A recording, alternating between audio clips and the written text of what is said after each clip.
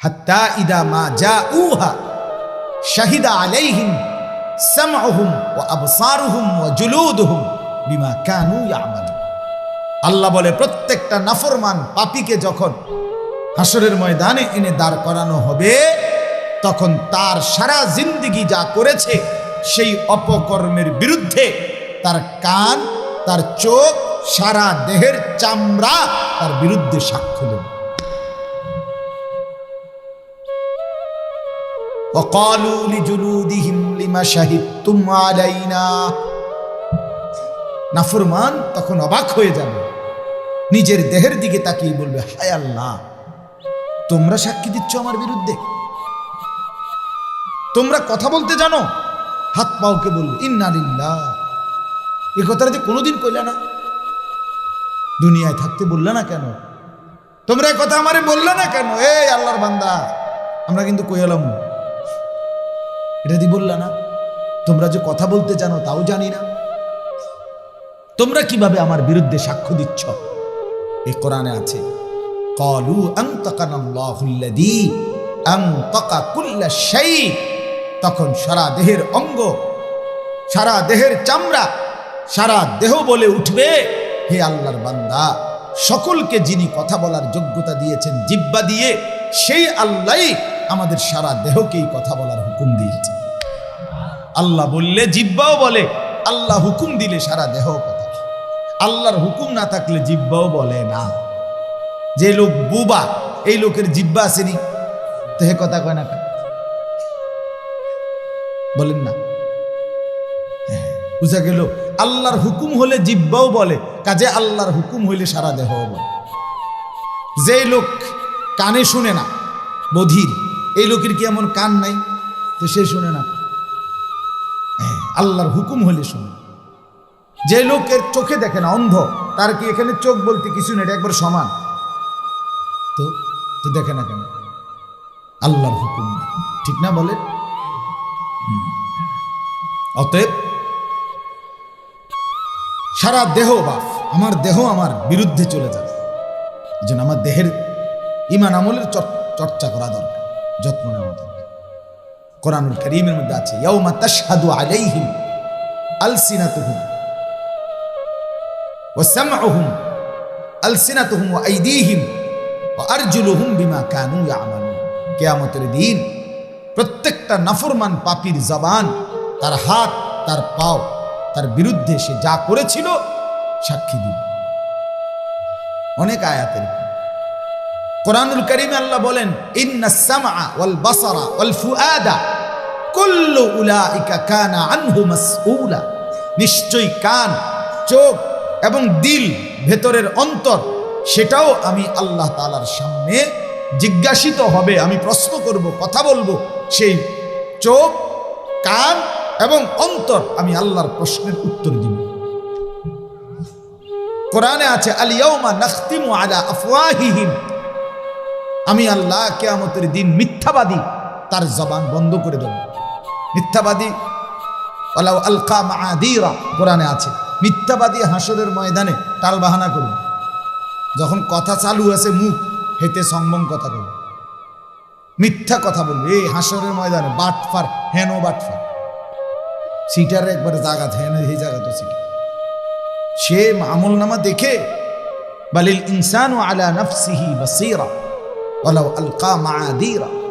আল্লাহ বলে, মানুষ তার নিজের আমল নামা দেখবে নাফরমান, আর দেখে ওজর পেশ করবে, আপত্তি করবে। আল্লাহ, এটা আমার না, আচ্ছা আমি তো মিশা কথা কইছি, অস্বীকার করতাম না, কিন্তু এইভাবে বুঝি মিশা কথা কইছি। মানুষ কিতা লেখকে তুইছে সব আবে তাবে, বুঝেন নাই? সুদ খাইছি আমি, ঠিক আছে, সুদ খাইছি আমি, ফিরতাম না, কিন্তু এইভাবে বুঝি 10টাতেও বুঝি বালাটিয়া নাই। কি কন না কন, কারে দিয়ে লেখাইছেন আল্লাহ? তে বেড়া বুঝি খালি পাইয়া লিখ খেলাইছে সব। তে আমার জিগাইছে সবটি টাকার ব্যাপারে, হে বুঝছে কিছু? মানে এই সমস্ত 6-9 বাটপারি কথা বলতে চাই। আল্লাহ, এত মিথ্যা কথা আমি বলি নাই, আমি বেডি চাইছি, ঠিক আছে, কিন্তু এইভাবে না। আমি নামাজ পড়ি নাই, কিন্তু শুক্রবারে তো 2 রাকাত পড়ছিলাম। এইটা কো এটাই তো বোঝা যায় ফেরেশতা যে সদর বদর করছে ওরা তো শুক্রবারটাও লিখছে না। শনিবার রবিবার দেখে নাই বুঝলাম, আমি পড়ি নাই, কিন্তু শুক্রবারে যে আমি 2 রাকাত পড়ছি এটা কই? আল্লাহ বলবে কি ও ফেরেশতা, ঘটনা কি? আমার বান্দার 2 রাকাত কো শুক্রবারেরটা? ফেরেশতা বলবে আল্লাহ ওযু আসিল না। এরম যে জিমাইছে উৎকালাইছে কত আগে ওযু আইয়ে যা। হ্যাঁ, তামাশা করে না, হাসি দিয়ে বললাম আর কি। অসংখ্য মানুষ তার ফরজ গোসল আদায় হয় না, অসংখ্য মানুষের পবিত্রতা সহি শুদ্ধভাবে হয় না। তো যার পবিত্রতা হয় না, যে পবিত্র শরীয়ত সম্মতভাবে হয় না, খোদার কসম তার নামাজ একটিও কবুল হয় না। সে যদি কাবা ঘরের ছাদে গিয়েও নামাজ পড়ে তার নামাজ হবে না। লা তুকবালু সালাতুন বিগাইরি তুহুর, পবিত্রতা অর্জন ব্যতীত কোন নামাজ কবুল হয় না। তো আল্লাহ তাআলা যখন বলবে সে মিথ্যা কথা বলতে শুরু করবে, তো আল্লাহ তাআলা বলবে ফেরেশতা দে তার মুখে বন্ধ কর, মোহর মেরে দে, একদম সুপার গ্লু লাগাই না তার মুখ। তো আল্লাহ তাআলা বলেন তোমার মুখ জবান বন্ধ করে দেয়া হবে। অতুকাল্লিমুনা আইদিহিম ওয়া তাশহাদু আরজুলুহুম, তোমার হাত তোমার পাও বিমা কানু ইয়াকসিবুন, যা কিছু করেছ তা আমি আল্লাহর সঙ্গে কথা বলব। অতএব বাপ আমার, বন্ধু আমার, এটাই আমার প্রথম কথা, নিজের দেহের দিকে নজর দেন। মোবাইল সাজাইয়া লাভ নাই বাপ, এটা মনে রাখেন দোস্ত ছেলেরা, আমি সবাইকে বলতেছি নওজোয়ান, এটা অনেক বড় একটা অধপতন আমাদের, এটা সম্মোহন, এটা একটা জাদু, এটা একটা মোহ, এটা একটা মায়া জাল। আজকের প্রজন্ম তোমরা যারা নওজোয়ান, তোমাদেরকে বেঈমান সম্মোহন করেছে, মোহে ফেলছে, তোমরা ধোঁকা খাইছ, তোমরা প্রতারিত হয়েছ। বেঈমান তোমাদেরকে মাথা ঢুকাইছে। 24 ঘন্টা তুই অপদার্থের কাম হইল, শুধু একটা বড় মোবাইল হাতে রাখবি আর ডানে বামে উঠতে বসতে যা পাবি, কুত্তা বিলাই শুকর মানুষ গরু ছাগল হাঁস মুরগি বেড়া বেডি জোয়ান বুড়া সাদা কালো, শুধু ছবি উঠাবি, তোর নিজের ছবি উঠাবি হাজার আইটেমে, একবার বিভিন্ন আইটেমে। এই অসভ্য মানসিকতা, ফালতু মানসিকতা, এই ফালতু কাম তোমারে ছড়ায়া দিছে বেঈমানে। এটা সম্মোহন, তোমারে ধোকা দিছে। নাহলে সুস্থ স্বাভাবিক মানুষ, কোন সুস্থ স্বাভাবিক ছেলে মানুষের বাচ্চা এইভাবে ছবি তোলে না। এটা কোনো কথা হইতে পারে না, এটা পাগল হইতে পারে, মাতাল হইতে পারে, প্রতিবন্ধী হইতে পারে। প্রতিবন্ধী যে নিজেই নিজের চেহারার দিকে তাকায়, প্রতিবন্ধী এমনই হয়, হাসে নিজেই হাসে, নিজেই হাসে নিজে। আজকালকে আমাদের সম্মেলন ছিল কাবিলা, শাহিদ গামার একটা ছেলে মানসিক সমস্যাওয়ালা ছিল, ওই যে এই ছেলেটা দেখছেন না, এই ছেলেটা ওই আমাদের যে আয়োজনের যে এখানে রুম আলাদা, ওইখানে বসা ছিল একটা ছেলে। হে আমি নিজে অনেকক্ষণ তাকায় দেখছি, সে নিজে নিজে হাসে, এরম হাত তোলে, এরম করে, আহারে একবার সোফার থেকে নড়ে নিচে বসে, আবার উপরে বসে, আবার একটু চাপ দিয়ে বলে, কেমন জানি করে। সে তো প্রতিবন্ধী, সে বাস্তবিক অর্থে অসুস্থ, কথাটা বুঝছেন কি? এটা তো একটা প্রতিবন্ধীর কাজ। ওই দেখেন, ওই ছেলেরে দেখেন, ওই দেখেন, ওই অপদার্থরে দেখেন। না, এটাই তো বাস্তবতা। কান অচল, কি বলতেছে এটা কোনোভাবে তাদের মাথায় নাই। আমার সন্তানদের কথা হলে আমি যেটা বুঝছি এটাই কথা, ডানে বামে পৃথিবীতে আর কোনো কথা নাই। আমার জিন্দিগি আর আমি মোবাইল, একটা বড় মোবাইল আছে আর আমি আছি, খালাস। আমার কাছে 7 রাজার ধন আছে, আমি পূর্বপুরুষের গুপ্ত ধন পাইছি। অতএব আমার নষ্ট হওয়া আর থামায় কে? আমারে আর থামাবে কি? আমাকে আর রুখবে কি? আমাকে বাধা দেয় সাধ্যকার, আমারে বাধা দিবে কিভাবে? মা বাবা পাশের ঘরে ঘুমাবে, আমি তো পাশের রুমেই লেফ কম্বলের নিচেই ইয়ারফোন লাগায় সারা রাত উলঙ্গ ছবি দেখবো, আমাকে আর বাধা দিবে কি? এজন্য বন্ধু আমার, দোস্ত আমার, এটা শেষ পর্যন্ত ক্ষতি করে। আমি বললাম ভাইয়া হায়াত আল্লাহ তোমারও দেখ, দোয়া করি আগামী দোস্ত, তোমরা যারা নওজোয়ান 16 বছর 17 বছর 20 বছর 18 বছর, আল্লাহ যদি হায়াত দেয় তুমি হয়তো আরো 30 বছর 40 বছর বাঁচবে, আল্লাহ চাইলে।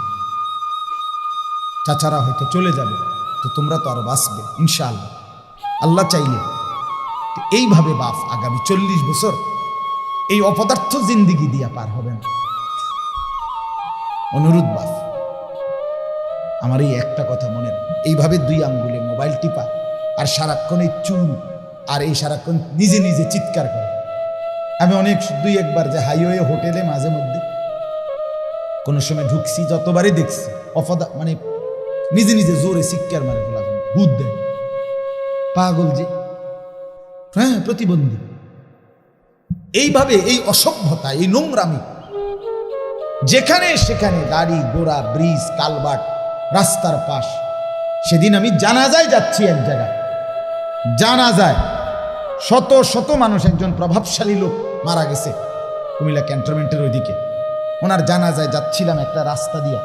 ওইখানেই একটা প্রাইভেট ইউনিভার্সিটি বা কলেজ ছুটি হয়েছে, ওই সময়টায় জানাজায়ও যাচ্ছে লোকজন। এর একটু আগে মনে ছুটি হয়েছে, রাস্তার 2 পাশে অসংখ্য ছেলে, এখান দিয়ে মানুষ যাইতে আছে জানাজার জন্য, 2 পাশে ছেলে মেয়ে শুধু একটা আরেকটার ছবি উঠাইতেছে, একটা ধাক্কা মারে, একটা ঠেলা মারে, চিৎকার মারে, আসছে। মানে এখানে যে কোনো মানুষ যাচ্ছে, এই জন্তু জানোয়ারদের এই ফিকির নেই। এখানে মাইকে বলতেছে যে জানাজার আর সবাই তাড়াতাড়ি আসেন, তাড়াতাড়ি, বুঝছেন না কথাটা? আমরা যাচ্ছি এদিক দিয়ে 2 পাশে, মানে এই রাস্তাটার উপরে।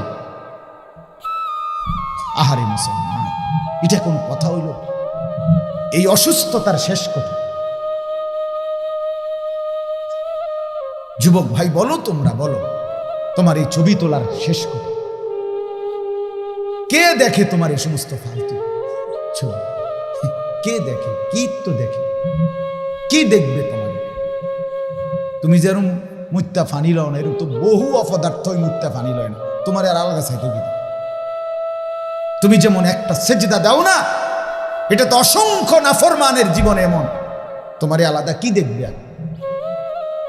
তোমার চুলের এই ফ্যাশন, এরকম তো লক্ষ লক্ষ যুবকের এই ফালতু চুলের ফ্যাশন, যেটা ইহুদি খ্রিস্টান মুশরিকের ফ্যাশন, এটা তোমারটা আলাদা দেখার কি আছে? কি দেখবেন?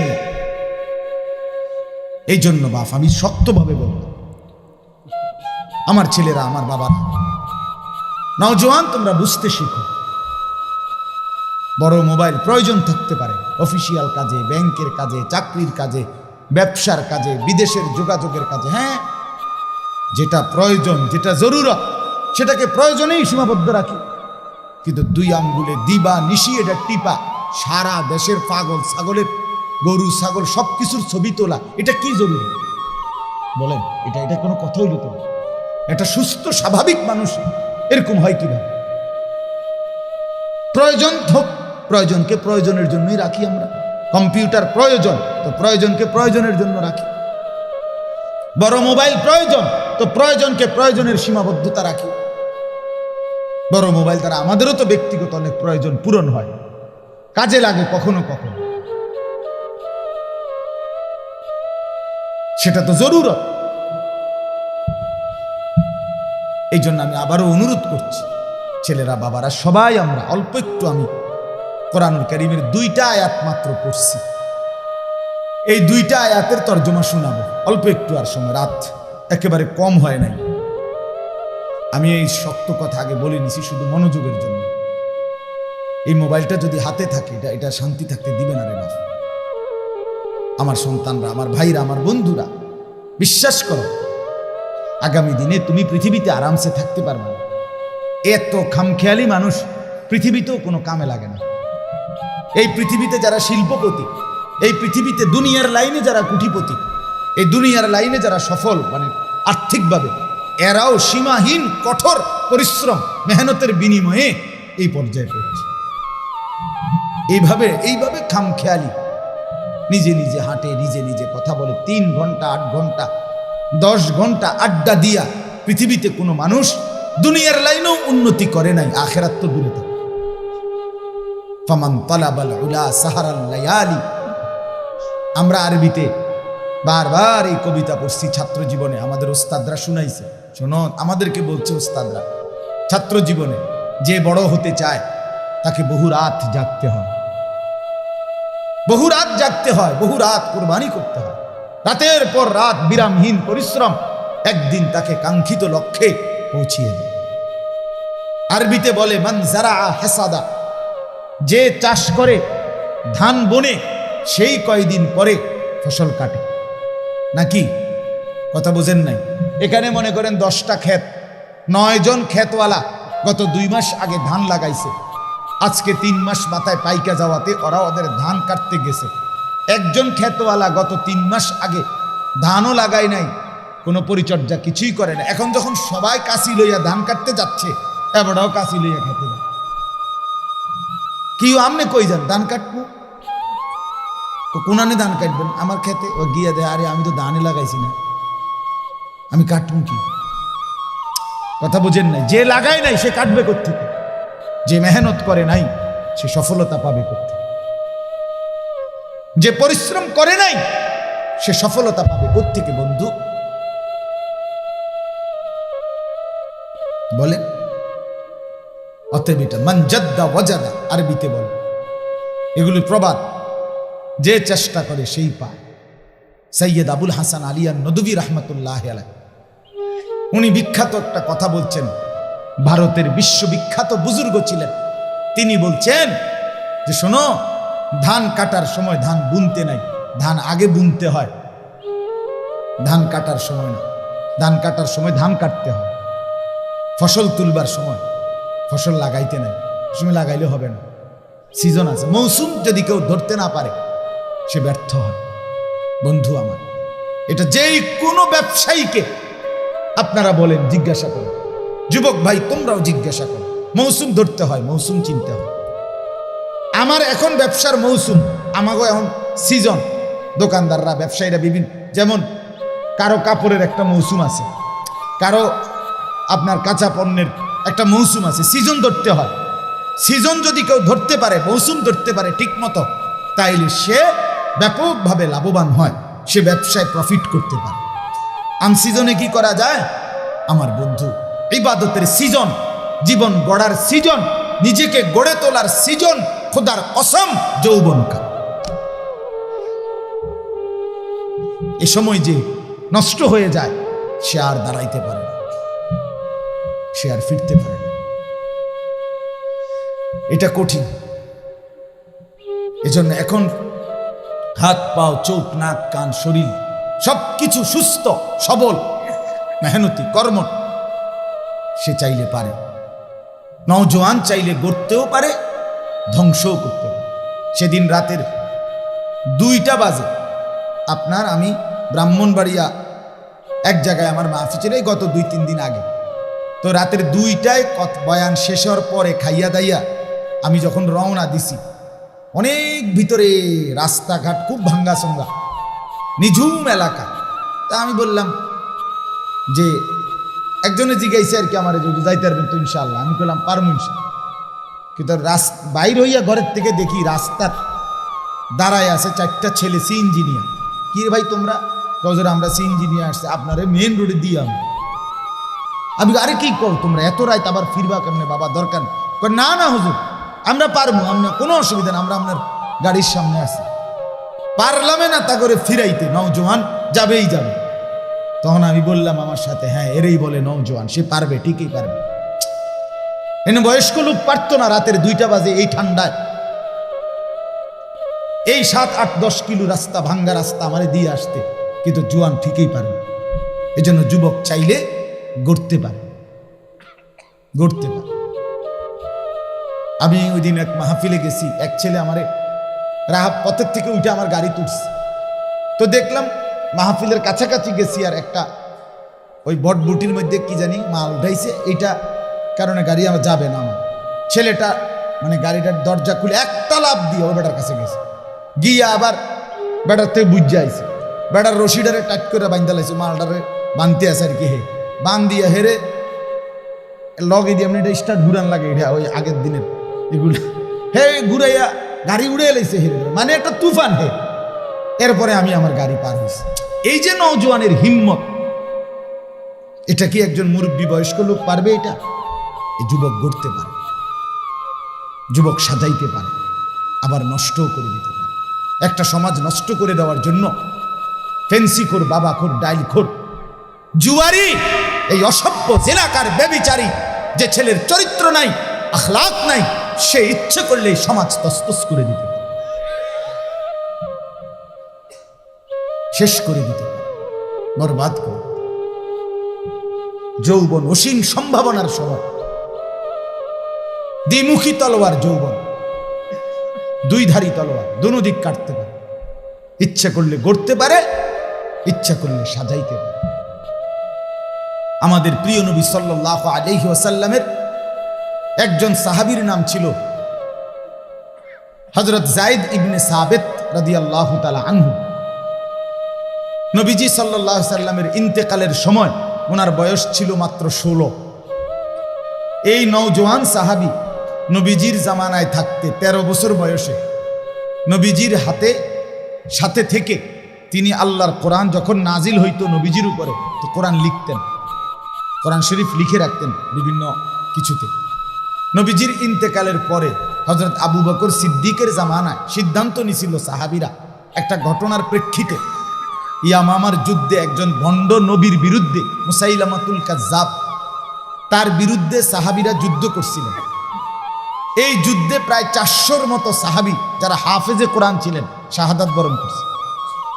তখন মদিনায় ফিরে আসার পরে সাহাবীরা পরামর্শ করে সিদ্ধান্ত নিছে, যেভাবে হাফেজে কোরআন শহীদ হচ্ছে, আল্লাহর কোরআনের 30 পারা একসাথে করা, সংকলন করা, একসাথে করা উচিত। তখন পর্যন্ত নবীজির জামানায় কোরআন শরীফ লিখিত একসাথে ছিল না। কারো কাছে 2 আয়াত, কারো কাছে 10 আয়াত, কারো কাছে 1 সূরা, সাহাবীদের মধ্যে বিক্ষিপ্ত ছিল। এই লক্ষের চাইতে বেশি সাহাবীর কাছে ছড়িয়ে ছিটিয়ে ছিল, একসাথে ছিল না, বাই সিরিয়াল।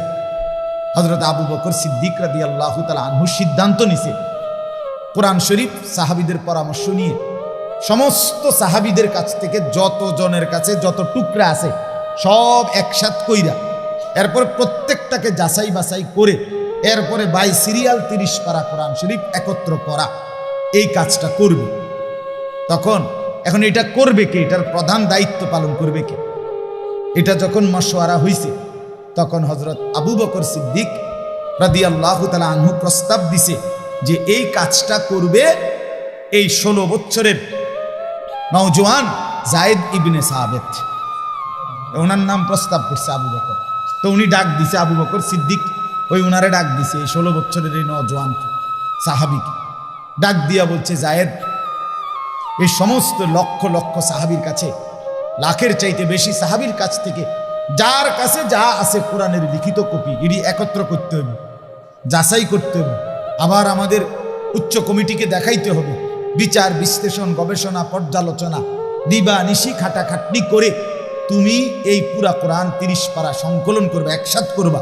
এই কাজটার প্রধান দায়িত্ব তোমাকে দিতে চাই, তুমি পারবে না। হযরত যায়েদ ইবনে সাবিত, আমি এটাই বলতে চাচ্ছি, নওজোয়ান ভাই শোনো ভাই, এই 10-16 বছরের তাগরা সাহাবী কি কয়, উনি মুচকি হাসি দিয়া বলছে, আমিরুল মুমিনিন আবু বকর সিদ্দিক, আপনি যদি বলেন সামনের এই পাহাড়টা এটা যদি কাইটা আর একখানে স্তূপ দিতে, আমি তো এইটাও পারব। পারুন না মানে আমি নওজোয়ান না, আমার আবার রাত কিসের, আমার আবার দিন কিসের, বুঝেন নাই কথা? আমি পারবো না তো কে পারবে?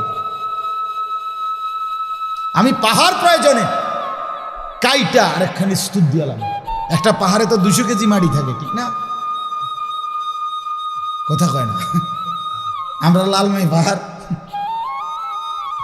আর আরব দেশের পাহাড় কি লালমাই পাহাড়ের সমান? বেল আসিনি লালমে পাহাড়ের আরব দেশের পাহাড়ের সামনে। অসীম সম্ভাবনা আছে, চাইলে পারে। আজকে বেঈমান আমাদের নওজওয়ানদেরকে সামান্য একটা চুলের ফ্যাশন, জামার ফ্যাশন, মোবাইলের একটু নারীর ছবি, অশ্লীলতা, বেহায়াপনার, অসভ্যতার মধ্যে ভাসায় দিন। এত সুন্দর সম্ভাবনাময় একটা হায়াত, জীবনের মুহূর্ত শেষ করুন। 16 বছরের একটা ছেলে, একটা বছর শেষ, মনে করেন তার এখন 17 বছর। 1 বছরে মুসলমানের বাচ্চা, মা বাপ জীবিত থেকে, আপন মা বাপ জীবিত, মুসলমান সন্তান এই ঘরে ঘুমায়, এ ঘরে তার বাপ মা আছে। আজকে একটা বছর খোদার 365 দিনে কোনোদিন 1 ওয়াক্ত ফজরের নামাজ কোনোদিন পড়ে নাই। এত বড় অসভ্য, জানোয়ার, হাইওয়ান, নিকৃষ্ট, নির্লজ্জ, বেহায়া মুসলমানের ঘরে কেমনে ঘুমায়? ওই মা বাবার ঘুম আসে কেমনে? এই সন্তান মুসলমান হিসাবে বেড়ে উঠছে কিনা বলেন? ইনসাফের সাথে বলেন, বলেন না বাবা, আপনাদের সফলতা কোথায়? অভিভাবক যে কয়জন আছেন বলেন, জিন্দিগি মানে কি আসলে? ছেলেটা 1 ওয়াক্ত নামাজ পড়ে না, এই আপনার জিন্দিগি তাইলে সফলতা? মেয়েটা টোটালি পর্দা করে না, মহিলা আপনার স্ত্রী পর্দা করে না। আহা, যে নারীর পর্দা নাই, যে নারীর পর্দা নাই, যেই কন্যার পর্দা নাই, যেই বোনের পর্দা নাই, যেই মেয়ের পর্দা নাই, সে কোনো নারী না, সে কোনো মহিলা না, সে মহিলাও না, সে মহিলার জাতও না। বেপর্দা নারী মহিলা না, বেপর্দা নারী নারী না, বেপর্দা নারী শোপিস, বেপর্দা নারী উপভোগের পণ্য, বেপর্দা নারী প্রদর্শনের বস্তু, বেপর্দা নারী অন্যের উপভোগের বস্তু। এটা হইতে পারে, নারী হইতে পারে। রাসূলুল্লাহ সাল্লাল্লাহু আলাইহি ওয়াসাল্লাম বলছেন, নবীজি বলছেন, আল মারআতু আওরাতুন, নারী বলে কাকে? খোদার কসম, নবীর হাদিস, নারী বলে তাকে যে নিজেকে আড়াল রাখে। আওরাত, আওরাত, যে নিজেকে লুকিয়ে রাখে, যে নিজেকে গোপন রাখে, যে নিজেকে আড়াল করে, তাকেই বলে নারী। এক শব্দে নবী বলছে, ফাইজা খারাজাত ইস্তাশরাফাহা শাইতান। নবীজি বলছে, নারী যখন বেপর্দা বের হয়, সে যদি কুৎসিত থাকে, নিগ্রু কালো হয়, শয়তান তাকে পুরুষের চোখে আকর্ষণীয় করে নেয়। আল্লাহর নবী বলছে সাল্লাল্লাহু আলাইহি ওয়াসাল্লাম, নবীজি বলছে, এজন্য বেপর্দা নারী আর নারী থাকে না। কোরআনুল কারীম আল্লাহ পরিষ্কার বলছে, ওয়াকারনা ফি বুয়ুতিকুন্না, হে নারীগণ, মুসলিম নারীগণ, তোমরা তোমাদের ঘরে অবস্থান করো।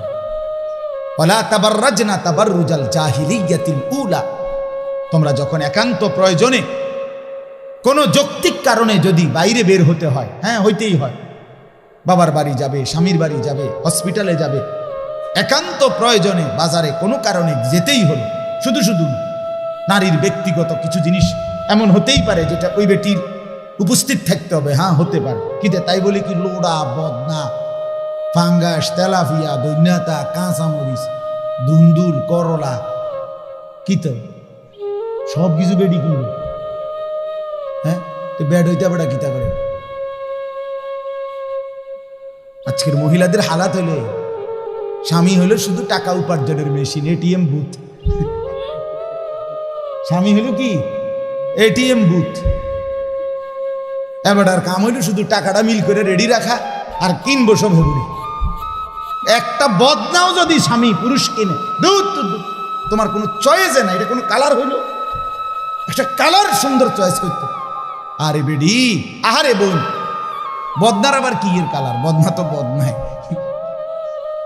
ইটার কালার দিয়ে আপনি কিতা করবেন? কন্যা না না, এই জুতার কালার চয়েস করতে করতে, কাপড় একটার কালার চয়েস করতে করতে পুরাটা মার্কেট গাম বাইয়া বাইয়া পড়তে আছে রুলির। কি গো, কি সে সমস্যা? কি তা কই? ওরা কালার মিললে রং মিলে না, রং মিললে কালার মিলে না। আস্তাগফিরুল্লাহ, আস্তাগফিরুল্লাহ, আস্তাগফিরুল্লাহ। আল্লাহ তাআলা বলেন, ওয়ালা তাবাররাজনা তাবাররুজাল জাহিলিয়াতিল উলা, নারীগণ যদি একান্ত প্রয়োজনে, যৌক্তিক কারণে বাইরে বের হতেই হয়, তাহলে অজ্ঞ মূর্খ নারীদের মতো বেপর্দা বের হয়েও না। এ সাফ কথা আপনারা শুনুন, আল্লাহর কোরআন বলছে যে নারী বেপর্দা, আপনার চোখে সে শিক্ষিত হইতে পারে, আপনার চোখে সে A+B+3+4+5+, আমনের চোখে বহুত প্লাস। আল্লাহ কোরআন স্পষ্ট বলছে বেপর্দা নারী অজ্ঞ মূর্খ মূর্খ মূর্খ। আল্লাহ জন্য বলছেন অজ্ঞ নারীদের মতো মূর্খ নারীদের মতো বেপর্দা বের হয়েও না। যে নারী বেহায়া বেপর্দা সে শিক্ষিত নয়, সে সভ্য ভদ্র নয়। যে রূপের ফেরি করে, যে যৌবনের ফেরি করে। আল্লাহ তাআলা এরপরে বলেন ওয়া আকিমনাস সালাহ, নারীগণ 5 ওয়াক্ত নামাজ আদায় করো। ওয়া আতিনাজ যাকাত, এরপরে বলছে বছর শেষে হিসাব করে যাকাত দাও। নারীদের অলংকার, ব্যক্তিগত জমানো টাকা দুইটা মিলাইলে অধিকাংশ নারীর উপরে যাকাত ফরজ হয়। আকসার শতকরা 99% মহিলাদের উপরে বর্তমান জামানায় যাকাত ফরজ হয়। এখন প্রত্যেক নারীর কাছে, নারীদের কাছে আপনার স্বর্ণ গহনাও আছে, ব্যক্তিগত জমানো টাকাও থাকে। এখন বেডই তাই না থয়ে হেবুড়ির কাছে, হেবুড়ি গন্যা টন্যা মিলাইয়া দেয়, ধরো বদনা কিনবে এত টাকা, লোড়া কিনবে এত টাকা, ফুলকপি 3টা লইবা, ফাতাকপি 1টা লইবা, এই যাও টেহা দিয়ে দিস। মেন হিসাব নারীর কাছে। যাই হোক, তো এই নারীর কাছে ব্যক্তিগত জমানো টাকা আর গহনা, গায়ের এই যে হাতের চুড়ি, কানের দুল, গলার হার, এগুলোর কারণে এবং ওই জমা টাকা দুইটা একত্রে মিলাইলে 1 বছর পরে নারীর উপরে যাকাত ফরজ হয়। এটা আরো লম্বা মাসআলা, আপনারা আপনাদের ইমামদের কাছ থেকে জেনে নেবেন। তো আল্লাহ বলছে কেন আতিনাজ যাকাত, সরাসরি কোরআনের আয়াত। আল্লাহ বলছে নারীগণ বছর শেষে হিসাব করে যাকাত দাও। ওয়া আতিনাল্লাহ ওয়া রাসূলা, আর এরপরে আল্লাহ বলেন প্রত্যেক নারীকে তোমরা আল্লাহ এবং তার রাসূলের আনুগত্য করো। আল্লাহ বলে এই যে এগুলো তোমাদেরকে কেন করতে বলছে, সুবহানাল্লাহ। নারীকে আল্লাহ বলতেছে যে হে নারী মুসলিম রমণী, তোমাকে আমি বলছি ঘরে থাকো, বেপর্দা বের হইও না, 5 ওয়াক্ত নামাজ পড়ো, বছর শেষে হিসাব করে যাকাত দাও, আল্লাহ রাসূলের আনুগত্য করো। এই 5টা কথা কেন বললাম? আল্লাহ কোরআনে বলেন ইন্নামা ইউরিদুল্লাহু লিইউযহিবা আনকুমুর রিজসা আহলাল বাইত ওয়া ইউতাহহিরাকুম তাতহীরা। আল্লাহ বলেন নিশ্চয়ই আমি আল্লাহ চাচ্ছি এই পবিত্র সতী সাধ্বী দিনদার নেককার নারীর মাধ্যমে তার পুরা ঘর ফ্যামিলি পবিত্র করে দিতে। দোস্ত আমার, বন্ধু আমার, এই মানুষের বেডি সাউন্ড আর মোবাইলের বেডি সাউন্ড আর বাস্তবতার স্ত্রী যদি 2 নম্বর হয় তখন বুঝবে। এমনি তো সুন্দর লাগে আলগা বেডি দেখতে, তো ঘরের বিবি যদি নষ্ট হয়, দুশ্চরিত্রা হয়, ঘরের বিবি যদি 2 নম্বর হয়, তো বুঝবেন মাস কয় দিনে যায়। সর্বোচ্চ 24-25 দিন, 28 মাস যাইত না। আমি বললাম সপ্তাহ মঙ্গল বুধবারে শেষ হয়ে যাবে, বিশ্ব শুক্রবার আর আইত। যার স্ত্রী অসৎ, আল খাবিসাতু লিল খাবিসিন ওয়াল খাবিসুনা লিল খাবিসাত, কোরআনের স্পষ্ট আয়াত সূরা নূরের মধ্যে আছে। আল্লাহ তাআলা বলছে যে যুবকের চরিত্র নাই, খবিস সে। আল্লাহ বলছে খবিস পুরুষ, তুই দুশ্চরিত্র, জেনা, ব্যভিচার, নারীর ছবি, অসভ্যতার নোংরামি নিয়ে পড়েছিলি। আল্লাহ বলছে তোরে আমি বললাম যুবক, তোর স্ত্রী হিসাবে, জীবন সঙ্গিনী হিসাবে যেটা মিলবে ওইটা আরেকটা খবিস দুশ্চরিত্রা, চরিত্রহীনা নারী। এটা কোরআন বলে ওয়াল খাবিসুনা লিল খাবিসাত। আবার বলছে যে নারী, যেই মেয়ে তার ইজ্জত, সতীত্ব, পর্দা, সম্ভ্রম, হায়া, লজ্জা যেই নারী নষ্ট করছে, খোদার কসম আল্লাহ কোরআনে বলছে যে হে নারী, হে রমণী, হে মেয়ে, মনে রাখো তোমার কপালে জুটবে আরেকটা খবিস দুশ্চরিত্র পুরুষ। তখন বুঝবেন আমি তো ব্যক্তিগতভাবে অসংখ্য যুবকের, অসংখ্য বিবাহিত পুরুষের ব্যক্তিগত হালাত শুনি আমার জীবনে। আমার পকেটে সব সময় কাগজ থাকে, কত মানুষ কত কাগজ দেয়, লিখা দেয়, দোয়া চায়, যে কিতা কিতা লেখে, যেগুলো করি রাত্রে বয়ে বয়ে, গাড়ির মধ্যে বসে বসে অনেক শুনি। আহা, পারিবারিক জীবনের কষ্ট কি পরিমাণ। যুবক লিখছে, 8 বছর হুজুর প্রেম করলাম, 8 বছরে আমি আর ও কোনোদিন কারো কোনো ভুল দেখি নাই। গভীর প্রেম, গভীর রিলেশন লিখছে, রিলেশন ইংরেজি মারছে। 8 বছর পরে বিয়ে করলাম, এখন 1 বছর না যাইতে সংসারটা জাহান্নামের টুকরা হয়ে গেছে। সরাসরি নওজোয়ান যুবক। কেন? এখন আমার স্ত্রী মনে করে আমি নাকি অন্য মেয়ের সাথে সম্পর্ক। আমার কাছেও 24 ঘন্টা মনে হয় আমার স্ত্রী অন্য ছেলের সাথে কথা বলে। এখন আর কিছুতেই শান্তি লাগতেছে না, কি করব বলেন? এই কষ্ট আপেল 1 কেজি খাইলে সারে না? কথা কর না কেন? বলো না বন্ধু, এই পেরেশানিটা মালটা খাইয়া আপেল খাইয়া যাইব কেন? কি পরিমাণ মুসিবত এটা। আমার যুবক ভাই, হাত জোর করে আমি এতগুলো মুরব্বীর সামনে হিম্মত করে বলছি, তোমাদের ভালোর জন্য খোলামেলা বলছি। আল্লাহ তাআলা যেই চাহিদা আল্লাহ দিয়েছেন, খোদার কসম আমি প্রত্যেক দিন বলি, সেই চাহিদা পূরণেরও হালাল ব্যবস্থা আল্লাহ রেখেছেন। এই যে আমাদের যে তৃষ্ণা, আমরা পানির তৃষ্ণা হয় না, এটা একটা চাহিদা, মানে তৃষ্ণা, পানির চাহিদা। তো এটা দিছে কে? এই চাহিদাটা আসছে কার থেকে? তো এটা পূরণের জন্য হালাল পানি আল্লাহ ব্যবস্থা রাখছে। আমাদের যে ক্ষুধার চাহিদা, এটা কে দিছে? তো এটা পূরণের জন্য হালাল খাবার, রিজিক আল্লাহ তাআলা ব্যবস্থা রাখছে কিনা? ঠিক অবিকল আমাদের ভিতরের যে শাহওয়াত, লজ্জাস্থানের যে চাহিদা, কামনা, বাসনা আমার ভিতরে যে তৈরি হয়, এটা আল্লাহ প্রদত্ত চাহিদা। এটা আমাদের সৃষ্টি না, আমাদের তৈরি না। কথা বুঝেন নাই আপনি? এটা কে দিছে? এটা আল্লাহ বলেন, আমি দিছি। যুইয়িনা লিন-নাসি হুব্বুশ শাহওয়াত, শাহওয়াত আমার দেওয়া। আল্লাহ বলেন, যেটা আমি চাহিদা দিয়েছি, যৌন চাহিদা, খোদার কসম আল্লাহ কোরআনে সূরা রোমে বলছে, আমার বান্দা প্রত্যেকটা পুরুষের দেহের অংশ থেকে আমি সেই চাহিদা পূরণের জন্য হালাল বৈধ স্ত্রী আমি ব্যবস্থা করেছি, আমি পৌঁছাবো। লিতাসকুনু ইলাইহা, আমার পক্ষ থেকে বৈধ হালাল স্ত্রী যখন গ্রহণ করবা, তখন সেই স্ত্রী তোমাকে প্রশান্তিতে ভরে দেবে। ওয়াজআলা বাইনাকুম মাওয়াদ্দাতাম ওয়া রাহমা, আল্লাহ বলে, আর স্বামী স্ত্রীর মধ্যে হালাল হলে, বৈধ হলে, আমি আল্লাহ ভালোবাসা এবং মহব্বত, দয়া, মায়া আমি নিজে দিয়ে দেব। মাওয়াদ্দাতাম ওয়া রাহমা। হ্যাঁ, রাস্তার নর্তকী, মোবাইলের নর্তকী, অসভ্য প্রেমিকা সুখের সময়ের হয়তো সহযোগী হইতে পারে, যে দুঃখ, পেরেশানি আর অস্থিরতা কিংবা বিপদ কিংবা অ্যাক্সিডেন্ট কিংবা দুর্ঘটনার সঙ্গী আর হয় না। কথা বুঝছেন? এটাই বাস্তব। কিন্তু স্ত্রী ভালোবাসে, স্ত্রী বিপদের মুহূর্তে দয়া, মায়া আর আদর, সোহাগ দিয়ে ভরেও রাখে। আমার পাও ভাঙছিল মোটরসাইকেল অ্যাক্সিডেন্ট একবার 2021 সালে।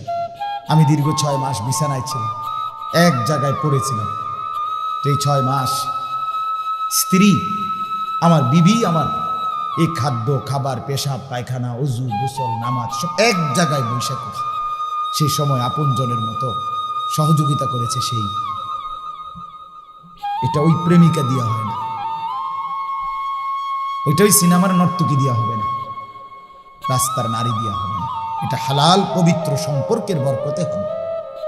এটাই আল্লাহ বলছে, ওয়াজআলা বাইনাকুম মাওয়াদ্দাতাম ওয়া রাহমা, স্বামী স্ত্রীর মধ্যে আমি ভালোবাসাও দিয়েছি, মাওয়াদ্দা আর রাহমা, দয়া মায়াও দিয়েছি। কখনো ভালোবাসবে, কখনো দয়া মায়া দেখা। এজন্য আমি প্রত্যেককে বললাম, আমার বাবার, আপনারা আপনাদের সন্তানদেরকে বুঝান। আপনারা সবাই মিলে, আমার প্রিয় আল্লামা মুফতি আমজাদ হোসাইন সাহেব, আপনাদের সামনে মাহে রমজানকে সামনে রেখে গুরুত্বপূর্ণ কথা বলছি। আমার জিন্দিগির সবচেয়ে পছন্দের আলেমদের একজন উনি। যেমন আমারে খুব ভালোবাসে, আমিও ওরে খুব ভালোবাসি। আমার ব্যক্তিগত যেই কোনো মাসআলা, আমার জীবনে যে কোনো প্রশ্ন ফতুয়া জানতে হইলে আমি প্রথম যাকে জিজ্ঞেস করি উনি আল্লামা মুফতি আমজাদ হোসেন সাহেব। ব্যক্তিগতভাবে আমি ভীষণ পছন্দ করি ওনার, অসম্ভব সাংঘাতিক জ্ঞানী বিদগ্ধ একজন আলেম। প্রতিদিন ওয়াজও করে, প্রতিদিন বুখারী শরীফের দর্স সবকে ছাত্রদেরকে পড়ায়। হ্যাঁ, আপনি আন্দাজও করতে পারবেন না কত বড় আলেম। সহজ সরল চলে, সাদামাঠা চলে। তো উনি আপনাদের কাছে মাহে রমজানের উপরে এবং রমজানের আগে শাবান মাসের প্রস্তুতি হিসাবে আপনাদেরকে কিছু কথা বলছে না যারা শুনছিলেন। আপনাদের কাছে আমি শুধু এখন যেই আয়াত পড়ছি এই আয়াতের মূল বক্তব্য আমার এটা যে আপনারা, আমরা, আমি, আপনি প্রত্যেকেই এই কথাটা আমার শুধু একটু মনোযোগ দিয়ে শুনেন, আর 10টা মিনিট লাগবে। এই কথাটা হলো, আমরা যে এখন যেখানে আছি, আমরা এই যে বসা, আমরা হায়াতে, আমাদের যে জীবন, আমাদের যে হায়াত, আমাদের এই হায়াত ওয়ান ওয়ে মানে কি? মানে হলো ওয়ান ওয়ে রাস্তা। যেরকম ওয়ান ওয়ে রাস্তা মানে হলো এই রাস্তা দিয়ে আপনি শুধু সামনেই যাইতে হইল, এখান দিয়ে আবার ফিরতে চাইতেন না, এটারে কয় ওয়ান ওয়ে রাস্তা। বুঝছেননি কথাটা? আপনি যদি আবার ফিরাইতে হয় পিছনের দিকে, আপনার ইউটার্ন লইতে হইব। কি লইতে হইব? ওই দিক দিয়ে ইউটার্ন নিতে হইব। মানে এখান দিয়ে আপনি আর কি আসতে পারতেন না, ফেরত আসতে পারে। আমাদের জিন্দিগি, আমাদের জীবন। যুবক ভাই, তোমরা সবাই আলাদা আলাদা মনোযোগ দিয়ে আমার এই বন্ধু কথাটা ফেলে দিও না, কথাটা শোনো বাপ, ভালো হবে বাপ। ডানে বামে চাইয়া পারতা না, তোমার সমবয়সী তোমার একটা হাসি দিয়ে উড়াই দিবে, তোমার ভালো হইতে দিবে না। হাত জোর করে বলি বন্ধু, আমি এই এলাকারই ছেলে, আমার বাসা, আমি ছোট্টবেলায় বড় হয়েছি ঠাকুরপাড়া। ওই ঠাকুরপাড়া কুমিল্লা শহরে আমার আব্বা 43 বছর ঠাকুরপাড়া বড় মসজিদের ইমাম ছিল, একটা না এক মসজিদ। আমি ছোটবেলায় প্রাইমারি স্কুল পড়ছি, ওই এখানে একটা স্কুল আছে রামকৃষ্ণ স্কুল, ওইখানকার ছাত্র। এই জন্য বললাম আমি এই অঞ্চলেরই মানুষ। আমার মাদ্রাসা ময়নামতি সাবের বাজার, গরু বাজারের পাশে বাসা, মাদ্রাসা। তো আমি সবাইকে বলতেছি কথাটা মনোযোগ দিতে, যে আমাদের হায়াত, আমাদের জিন্দিগি ওয়ান ওয়ে। অর্থাৎ আমরা আর কেউ আমাদের হায়াত যে অবস্থানে আছি, আমরা প্রত্যেকেই প্রতিনিয়ত, প্রতি মিনিট, প্রতি সেকেন্ড আমাকে শুধু সামনের দিকেই যাইতে হবে, পিছন দিকে আর ফেরা যাবে, ঠিক না বাপ? আজকের দুপুরে আমরা আর কি ফিরে যাইতে পারবো? কনা ভাই, যুবক ভাই বলো, আজকের দুপুরবেলা আমরা আর ফিরতে পারবো ওইদিকে? গত সপ্তাহে আর ফিরে যাওয়া যাবে? সামনে বাড়ে, যেই বলবে সামনে বাড়েন, আগে বাড়েন, আপনি আর পিছনের দিকে যাইতে। এটা ওয়ান ওয়ে হায়াত, শুধু ওয়ান ওয়ে, সামনেই যেতে হবে। যুবক ভাই, তুমি সামনে যাইতে হবে, হয় তুমি বৃদ্ধ হবা, নয় তুমি কবরে চলে যাবে। মুরব্বী বাবা চাচা হয়তো আর কিছুদিন হায়াত পাবেন, নয়তো কবরে চলে যাবে। এই তো না, নাকি পিছনের দিকে যাইতে পারবেন আর? এলে 1 নম্বর কথা। 2 নম্বর কথা হলো, আমাদের এই হায়াত, আমাদের এই সময়, আমাদের এই দিন, আমাদের এই রাত একবারের জন্যই আসে, আর ফিরে আসে না। আমরা কিতাবে পড়ছি, ইমাম ইবনু রজব হাম্বলি রাহমাতুল্লাহ আলাইহি তিনি বলছেন, প্রত্যেকটা দিন, সবাই মনোযোগ দিয়ে শুনে, প্রতিটা দিন যখন শুরু হয় ভোরবেলা, নতুন একটি দিন শুরু হলে ওই দিনটি পৃথিবীবাসীকে ডাক দেয়, ডেকে বলে, হে আল্লাহর বান্দারা, আমি না শুধু একবারের জন্যই পৃথিবীতে এসেছি, কিয়ামত পর্যন্ত আমি আর কোনো দিন আসবো না। হে আল্লাহর বান্দা, তুমি আমারে কদর করো, নষ্ট করো। প্রতিটা রাত, প্রত্যেকটা রাত যখন শুরু হয়, তো রাত্রটাও আবার এভাবে ডেকে বলে, হে আল্লাহর বান্দা, আমি পৃথিবীতে একবারের জন্যই এসেছি, আর কোনো দিন আসবো না, আমি আর আসবো না, আমারে কদর করো, নষ্ট করো। এরপরে যখন দিন শেষ হইতে লাগে, মনে করেন সেই সকালবেলা দিন হইছে, এখন শেষ হইতে লাগছে কখন? মানে আসরের পর, ঠিক না বলেন না? আসরের একটু পরে কি হয়ে যায়? সূর্য ডুবে যায়। তো এখন ওই কিতাবে লিখছে সূর্য যখন ডুবে যাওয়ার কাছাকাছি হয়, দিনটা ডুবতে লাগে, শেষ হইতে যায়, তখন আইসা দিন আবারও পৃথিবীবাসীকে, অনেক মানুষকে ডাক দেয়, আবার ডেকে বলে, হে আল্লাহর বান্দা, আমি তো চলে যাচ্ছি, আমি তো আর আসবো না। এই বান্দা, আমি তো চলে যাচ্ছি রে, আমি তো আর আসবো না। তুমি কি বান্দা আমাকে সারাটা দিন বিনা আমলে, বিনা জিকিরে, আল্লাহর স্মরণবিহীন এমনি বিনা আমল বুঝি ছেড়ে দিচ্ছ? আমারে এইভাবে বেহুদা শেষ করে দিলাম। কসম আল্লাহ, এভাবে রাত যখন শেষ হইতে লাগে, ভোর হইতে যায়, রাত্রও ডেকে বলে, হে আল্লাহর বান্দা, আমি তো চলে যাচ্ছি, আর আসবো না, আমারে বুঝি বিনা আমলে ছেড়ে দিলা। সেই ফজর, জোহর, আসর, আজকের দিনে 3 ওয়াক্ত নামাজের সময় গেছে, একটা সেজদাও দিলা না, আর দিবা না কোনোদিন সেজদা বান্দা। তোমার মনিবকে মনে পড়বে না? তোমার মালিককে মনে পড়বে না? কে তোমারে বানাইলো এটা ভুলে গেলা? আজকের সারাদিনে কার পৃথিবী ভোগ করলা সেটা ভুলে গেলা? আজকের সারাদিন কার দেহের অঙ্গ প্রত্যঙ্গ তুমি ব্যবহার করলা ভুলে গেলা? আল্লাহ আমাদেরকে বুঝ দান করে। রাত্র এভাবে বলে, হে আল্লাহর বান্দা, সেই মাগরিব গেল, এশা গেল, তাহাজ্জুদের ওয়াক্ত গেল, সারাটা রাত মোবাইলের ছবি দেখতে দেখতে, নর্তকীর নাচ দেখতে দেখতে, অথবা খামখেয়ালির আড্ডা দিতে দিতে, অথবা শুধুই ঘুমে ঘুমে শেষ করে দিলাম। আমি তো অসংখ্য যুবককে এখন দেখি রাস্তায়, হাইওয়ে, মহাসড়কে দেখি, রাত্রে 2টা 3টায়, কত সময় আমি ফিরি, ও শরীয়তপুর, মাদারীপুর, ফরিদপুর, চিটাগাং, সেদিন মহেশখালীর থেকে আসতে দেখছি, প্রতিদিন দেখি রাতের 2টা 3টা বাজে।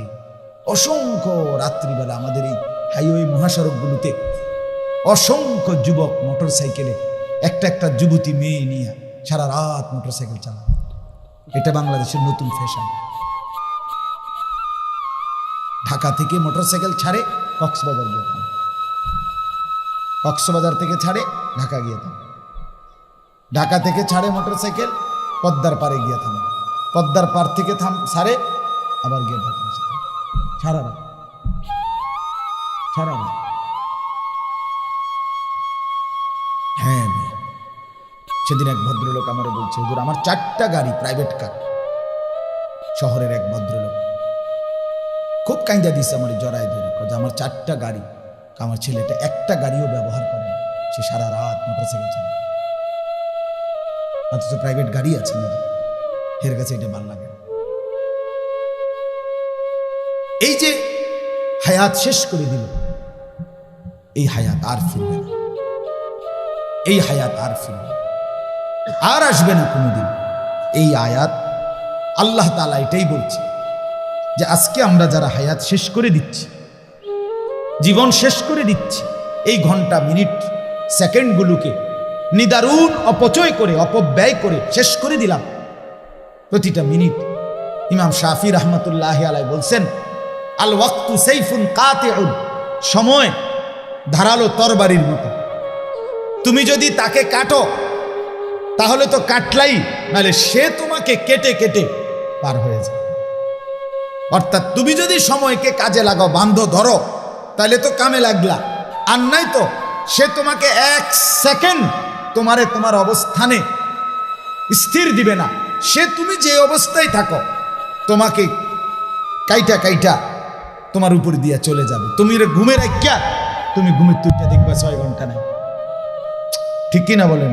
শুইছিলা 12টায়, চোখ মেলে দেখো বাজে 6টা, 6 ঘন্টা তোমারে ঘুমে রেখে চলে গেছে। তুমি গেছিলা বাথরুমে, আইয়া দেখো 20 মিনিট নেই। তুমি দিচ্ছিলা আড্ডা বন্ধুদের সাথে, সেই 3টায় বের হইছিলা, এখন ঘরে ফিরছো, ঘড়ি দেখো 11টা। 8 ঘন্টা তোমার থেকে সম্পূর্ণ বেহুদা কেটে গেল। 8 ঘন্টা মানুষ আড্ডা দেয়, 8 ঘন্টা বন্ধুদের সাথে ফুর্তি করে, তো জীবন গড়বে কখন? অসংখ্য শিক্ষা, আরে অসংখ্য কর্মস্থলে ডিউটি 8 ঘন্টা, কথা কয় না, ডিউটি তো 8 ঘন্টা। এই জন্য বললাম, এই হায়াত আমাদের প্রত্যেকের চলে যাচ্ছে। এক বড় বুজুর্গ, আমরা তাফসিরে পড়ছি, এক বড় আল্লাহর ওলি বুজুর্গ বলছেন, আমি যখন বাজারে গেছি তো হায়াতের কদর বুঝছি, সময়ের কদর। কমানে আমি বাজারে গিয়ে দেখলাম, পূর্বের জামানার ঘটনা, বাজারে গিয়ে দেখলাম বহু পণ্য, বহু কিছু, বহু দোকানদার বিক্রেতা বেচতেছে, সবাই কাস্টমারের দিকে তাকায় আছে, ডাকতেছে, বেচতেছে, কথাবার্তা হইতেছে। কিন্তু পুরা বাজারে আমি একজন বিক্রেতাকে খেয়াল করলাম, সে সবচেয়ে বেশি কাস্টমারের জন্য চিল্লা চিল্লি, হই হুল্লুর, হইচই করতেছে, কাস্টমারকে খুব ডাকতেছে আর বলতেছে, হে হে মানুষরা, তোমরা ওই মানুষটার উপরে দয়া করো যার পুঁজি গলে গলে যাচ্ছে, তোমরা জলদি জলদি যারা নেওয়ার নেও। আমি সবচেয়ে বেশি দেখলাম সে চিল্লাইতেছে এই একটা বিক্রেতা, সেই বিক্রেতাটা হলো বরফ বিক্রেতা। কি বিক্রেতা? আগের দিনের বাজারে বরফের চাকা বেচত। ওই বরফের চাকাটা নিয়ে বসছে যেই লোকটা, এই লোকটা বেশি চিল্লাইতেছে। কি লেগে? কাস্টমারের লেগে। বারবার বলতেছে, ও ক্রেতা, যারা যারা বরফ দরকার জলদি জলদি নাও, আমার বরফ, আমার পুঁজি এটাই, আমার এটা গলে গলে কি হয়ে যাইতেছে শেষ, দেরি করলে আমার পুঁজি থাকবে না।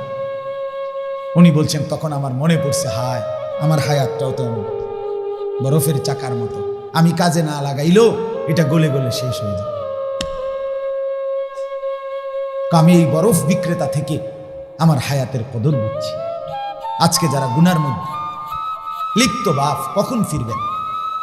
আজকে টেলিভিশনে প্রতিদিন স্ত্রী, ছেলে মেয়ে, নাচ গান, নর্তকীর ছবি, সিনেমা, নাটক, হিন্দি সিরিয়াল দেখতেছে, বাপ এটা গুনাহ, আপনি বোঝেন না তো তাদেরকে কখন ফিরাবেন?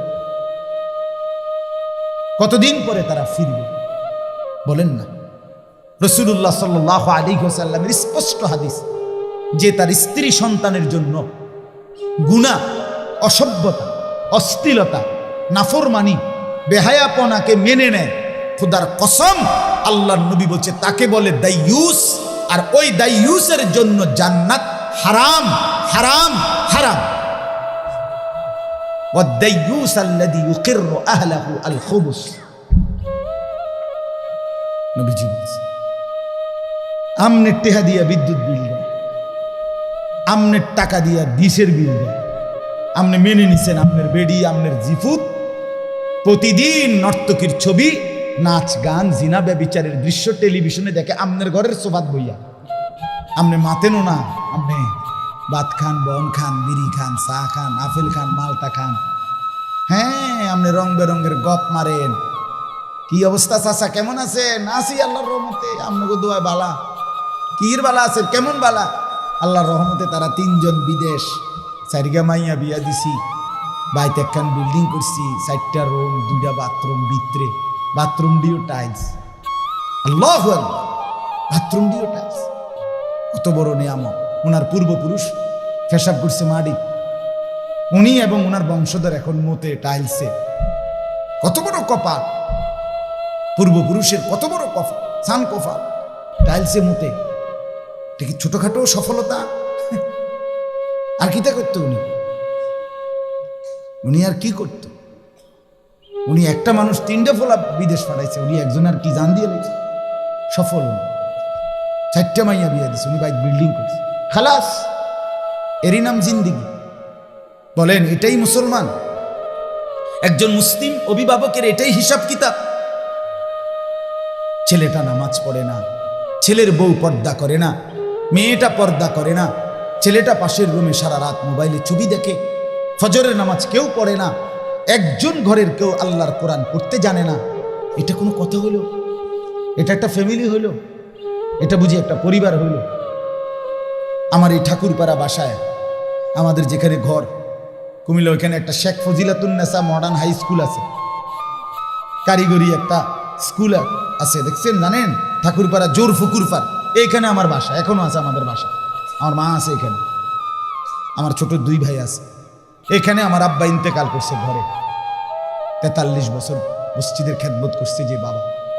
আমরা 5 ভাই 3 বোন, বাবা 5 ভাইকেই মাদ্রাসায় পড়াইছে।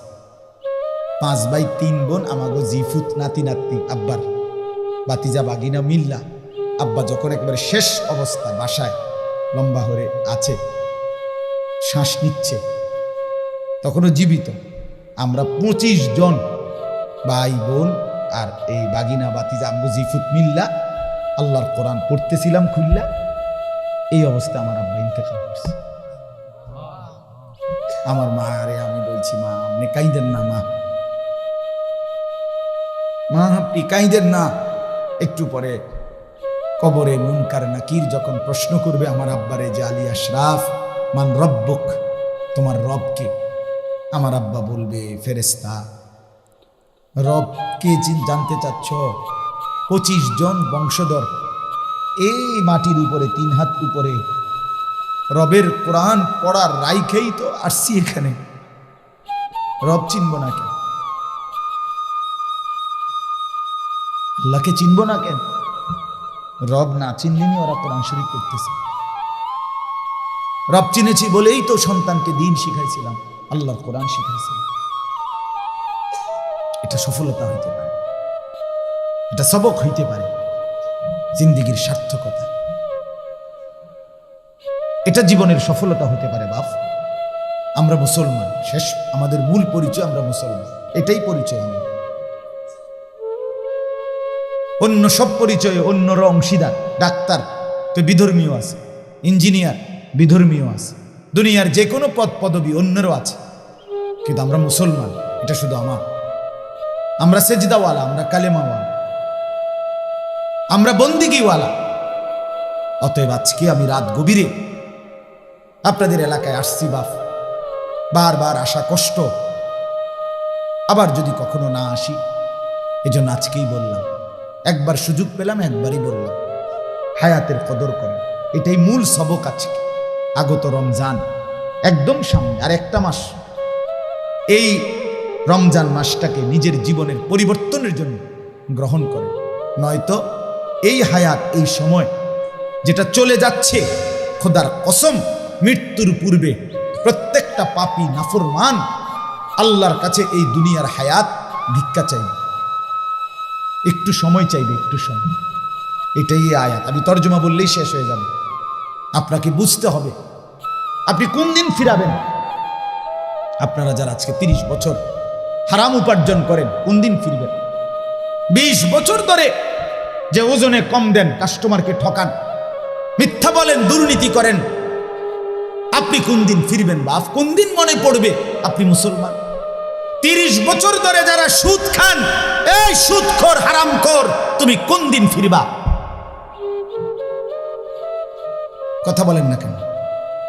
বলেন, কুকুরের গোশত হালাল না হারাম? ছাগলের গোশত হালাল না হারাম? কুকুরের গোশত আবার বলেন হালাল না হারাম? ছাগলের গোশত হালাল না হারাম?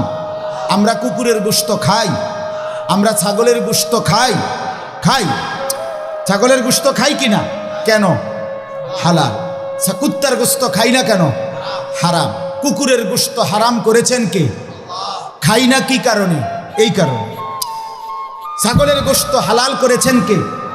এজন্য খাই। তাহলে আল্লাহ হারাম করলে কুত্তার গোশত খাওন যায় না, আল্লাহ হালাল করলে ছাগলের গোশত খায়। তাহলে আল্লাহ হারাম করার পরেও সুদ খান কেমনে? আর সুদ খাইলে কুত্তার গোশত খান না কেন? আপনার কাছে যেহেতু আল্লাহর হারামের কদরই নাই, তো আপনি এটা থুয়ে রাখছেন কি লেগা?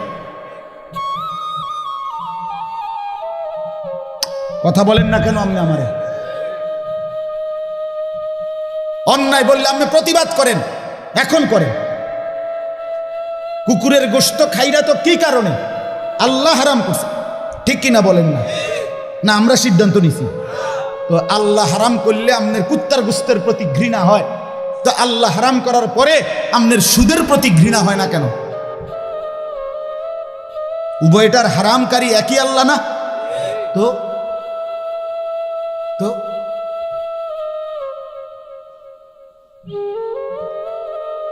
আখেরাত বরবাদ করেন না। ও তারে সুদে টিহা লইয়া বিদেশ পাঠাইছেন, এতে আপনার আলগি দিয়া ধরবে। হুদ্দা হুদ্দা হুদ্দা ধোকা, দুনিয়া ধোকা। আপনি মরলে প্রথম বছর কক মুরকা, পরের বছর ফার্মের মুরকা, এরপরের বছর ফাঙ্গাস, এরপরের বছর কবে এই বছর একটু বেশি ঝামেলা, এই বছর আব্বা লেগে দোয়া ফরাইলাম হইলে কিন্তু বেশি গেছে আছে, সামনের বছর বাড়াইয়া করবো তো শেষ শেষ শেষ। আর কি ফাঙ্গাসের পরে হেঁটে এরপরে কি দিয়ে খাওয়া যায়?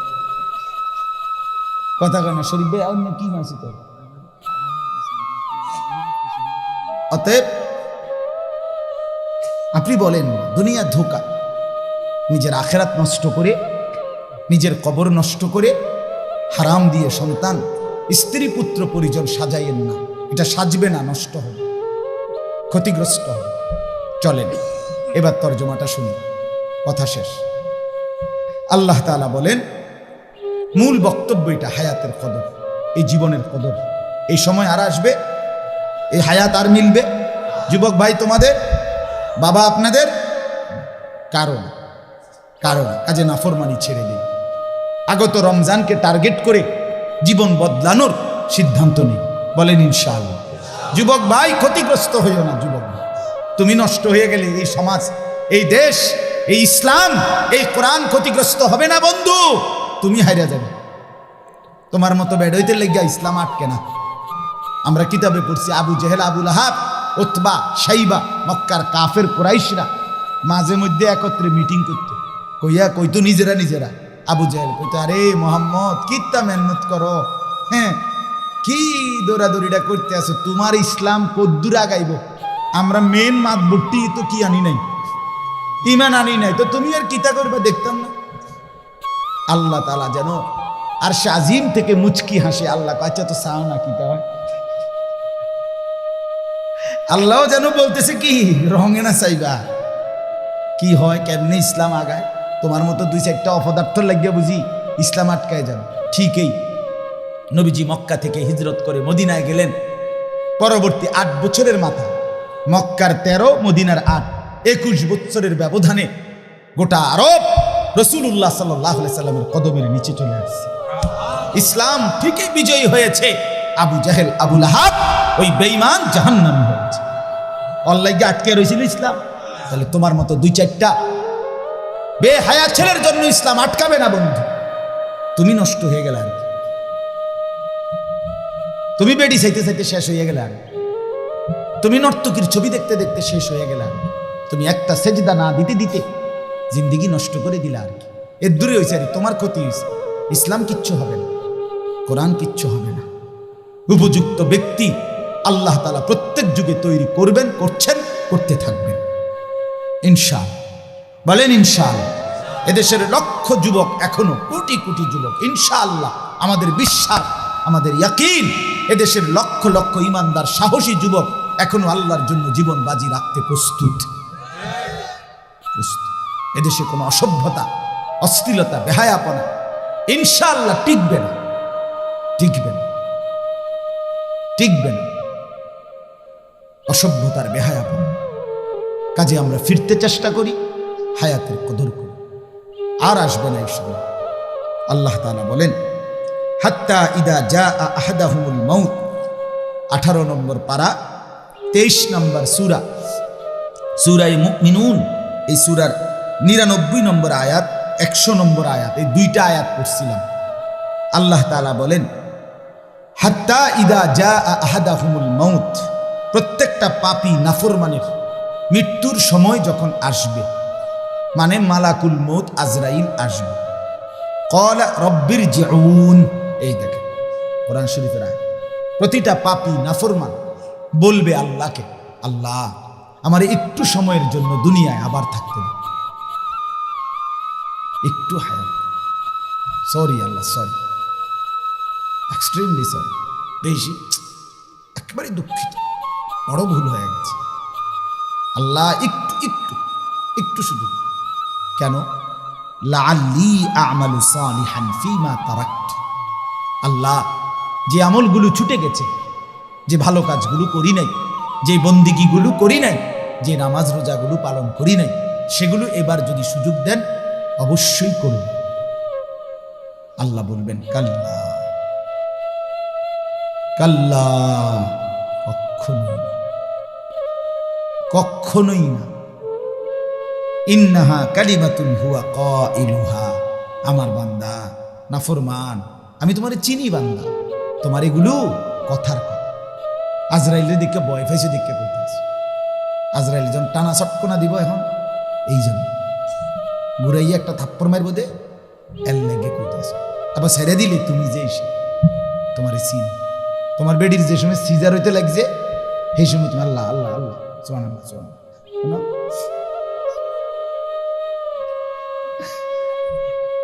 যখন ওইয়ে সারছে এবার মোবাইল, হ্যাঁ হইছে হইছে, 14 গোষ্ঠীতে জানাইতে আছে, হইছে হইছে, লাগছে নি, হ্যাঁ মানে কার্টন লাগছে নি আর কি, হ্যাঁ লাগছে লাগছে কার্টন লাগছে, সিজার সিজার সিজার হইছে।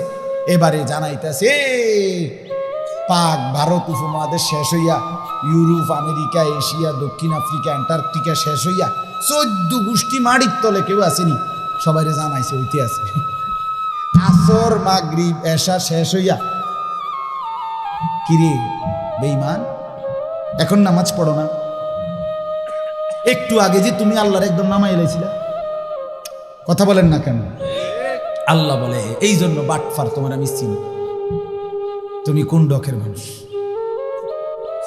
ফাইদা রাকিবু ফিল ফুলকি দাবুল্লাহ মুখলিসিনা লাহুদ্দিন, আল্লাহ বলে মাছ দরিয়ায় যখন ঢেউ ওঠে, ঝড় ওঠে, লঞ্চ কিংবা স্টিমার কিংবা নৌকা কিংবা জাহাজে, আল্লাহ বলে নাফরমান আমি জানি তখন তুমি আমি আল্লাহকে দাবুল্লাহ মুখলিসিনা লাহুদ্দিন, বড় দিল দিয়া একাগ্র চিত্তে তখন তুমি আমি আল্লাহকে ডাকতে থাকো।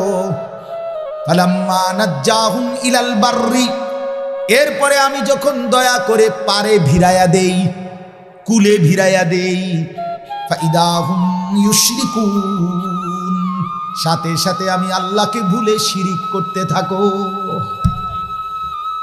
অ্যাক্সিডেন্ট হইতে লাগলে আল্লাহ আল্লাহ, অ্যাক্সিডেন্ট থেকে বেঁচে গেলে এবারে ড্রাইভারটা মাশাআল্লাহ, মাশাআল্লাহ তো আমি কইছি মাশাআল্লাহ কেন, কিন্তু একটা ড্রাইভার, ড্রাইভার রে একটা জানু ড্রাইভার, দেখছুত নি কেমন অ্যাক্সিডেন্টটা সেভ করে লাইল, ড্রাইভারটা কেমন খানদানি ড্রাইভার, তারা 14 গোষ্ঠী ড্রাইভার, তার বংশ সবাই গাড়ি চালাইতে চালাইতে মায়ের ফেটের থেকে আইছে, বুঝেন না? মানে এবার সমস্ত কৃতিত্ব কার? এতক্ষণ ডাকছিল কারে? আল্লাহ বলছে তুমি এই ডকের মানুষ আমি চিনি, তুমি বাটপার কিসিমের মানুষ, তুমি বিপদে পড়লে আমাকে বহুবার ডেকেছ, কিন্তু বিপদ থেকে মুক্তি পেলে আমাকে ভুলে গেছ। আজ আজরাইলকে দেখে বিপদ টের পাইছো, এই জন্য আবার হায়াত চাচ্ছ, দিলে তুমি আবার নাফরমানি করবে। কাজেই ইন্নাহা কালিমাতুন হুয়া কাইলুহা, এটা তোমার কথার কথা, কাজেই আর সুযোগ নেই। আজরাইলকে সামনে এনে আমি সুযোগ দিলে আমি আল্লাহ, তাইলে ফেরাউন নমরুদ আজরাইলকে দেখবার পরে সুযোগ পাইলে, আরেকটু হায়াত পাইলে আব্দুল কাদের জিলানী বাইজিদ বুস্তামি হয়ে যেত, জোনায়েদ বাগদাদি হয়ে যেত। কারণ আজরাইলের বিভৎস চেহারা দেখার পরে সুযোগ পাইলে সে নিশ্চিত ভালো হতো, কিন্তু আমি দেইনি, কেউ কেনা, এই পৃথিবীর কাউকে না, কোন আম্বিয়া, কোন রসুল, কোন অনুগত, কোন অবাধ্য কাউকে আজরাইলকে সামনে এনে আল্লাহ ফেরত দেয়নি। কাজে তোমাকেও দেব, এই হায়াত আর মিলবে না। মিলবে? কথা বলেন না বাপ। ওয়ামিন ওয়ারাইহিম বারযাখুন ইলা ইয়াউমি ইউবাসুন, এরপরে আল্লাহ শেষ বলবে বান্দা অতএব এখন থেকে নিয়ে হাসরের ময়দানে উঠা পর্যন্ত কবরের জিন্দিগিতে পড়ে থাকো, যা পড়ে থাকো, আর দুনিয়া মিলবে না। এই জন্য বলছি ওয়ান ওয়ে, আর পিছনের দিকে আসা যাবে। দয়া করে হায়াতের কদর করে, জিন্দিগির কদর করে, জীবনের উপরে রহম করে। সবাইকে বলছি, মুরব্বী চাচারা, 60 বছর বয়স, আজও যারা বিড়ি সিগারেট খান, কোন দিন ছাড়বে? কন্যা চাচা 60 বছর বয়স, এখনো যারা টেলিভিশনে চা দোকানে বইয়া নর্তকীর নাচ গান নাটক সিনেমা দেখেন, চাচা এই অসভ্য অভ্যাস কোন দিন ছাড়বেন? চাচা আপনি ভালো হইবেন কোন দিন? 60 বছর বয়স, এখনো আক করলে গালি ছাড়া কথা কন না, এরকম অসভ্য অভ্যাস কখন ছাড়বেন? আপনি মরতেন না, আপনি মরতেন না। এখনো সুদের টাকা গোনেন, এখনো কিস্তির টাকা গোনেন। আহা, কবরের প্রস্তুতি নেবেন কোন? যুবক ভাই, যদি তুমি হায়াত না পাও বৃদ্ধ পর্যন্ত, আমি তো এই কয়দিন আগেও 23 বছরের এক ছেলের জানাজা পড়ছি। রাত 11:30 বাজে। ছেলেটা প্রাইভেট ইউনিভার্সিটিতে পড়তো, চাঁদের মতো সুন্দর ফুটফুটে এক চেহারা ছেলেটার। রাতের 11:30 বাজে সিএনজি রিজার্ভ করে কোথাও যাচ্ছিল একা, কাভার্ড ভ্যান বাড়ি দিছে, আমাদের কালাকসরে দিল, একদম পোটলা বানিয়েছে, একদম শেষ। পরের দিন জোহরের পরে জানাজা হয়েছে, আমি জানাজা পড়ছি। আমি বললাম সবাই, দেখেন গতকালকের আগের রাতেও ছেলেটাকে তার মা এই শীত ঠান্ডা কুয়াশার ভিতরে লেফ কম্বল দিয়ে শোয়াই দিছিল। আজকে এখন যখন তাকে কবরে রাখবে, আজ রাত তার এই কবরে লেফ কম্বল কে দিবে?